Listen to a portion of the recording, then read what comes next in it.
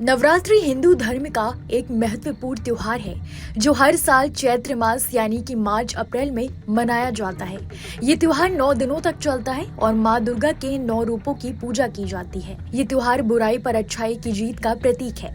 लोगों को 9 दिनों तक उपवास करके और माँ दुर्गा की पूजा करके आध्यात्मिक रूप से शुद्ध होने का अवसर देता है, नई शुरुआत करने और अपने जीवन में सकारात्मकता लाने का अवसर देता है। चैत्र नवरात्रि में कुछ ऐसी चीजें हैं जो बिल्कुल नहीं करनी चाहिए।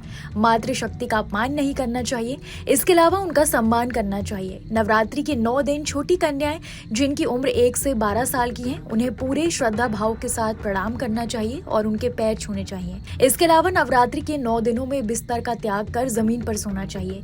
इससे भी देवी का आशीर्वाद भक्तों पर बना रहता है।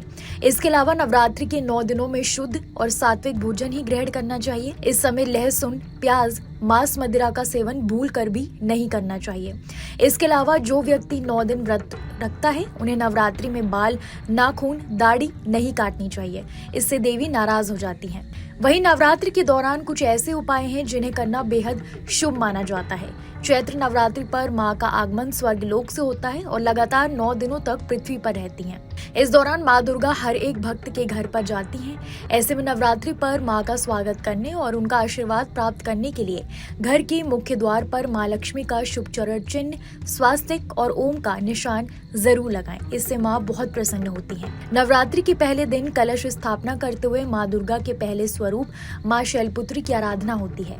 नवरात्रि पर कलश स्थापना करना बहुत शुभ माना जाता है। वास्तु के अनुसार जब कलश स्थापना करें तो हमेशा ईशान कोण पर ही करना चाहिए। आपको बता दें कि उत्तर और पूर्व की दिशा के बीच को ईशान कोण कहते हैं। ईशान में सभी देवी देवताओं का वास होता है, इसलिए ईशान कोण की साफ सफाई करते हुए नवरात्रि के पहले दिन कलश स्थापना करें। इससे घर में देवी लक्ष्मी का वास हमेशा के लिए होता है। नवरात्रि पर कन्या पूजन और उनको भोजन करवाने का भी विशेष महत्व होता है। नवरात्रि पर माँ को प्रसन्न करने के लिए घर के मुख्य द्वार के सामने रंगोली और तोरण द्वार जरूर बनवाना चाहिए। तोरण द्वार और रंगोली से घर में सुंदरता के साथ माँ की विशेष कृपा मिलती है। इसलिए नवरात्रि के हर दिन घर के मुख्य द्वार पर आम और अशोक के पत्तों का तोरण द्वार पर जरूर लगाएं। हिंदू धर्म में किसी भी शुभ काम में दीपक का भी विशेष महत्व होता है।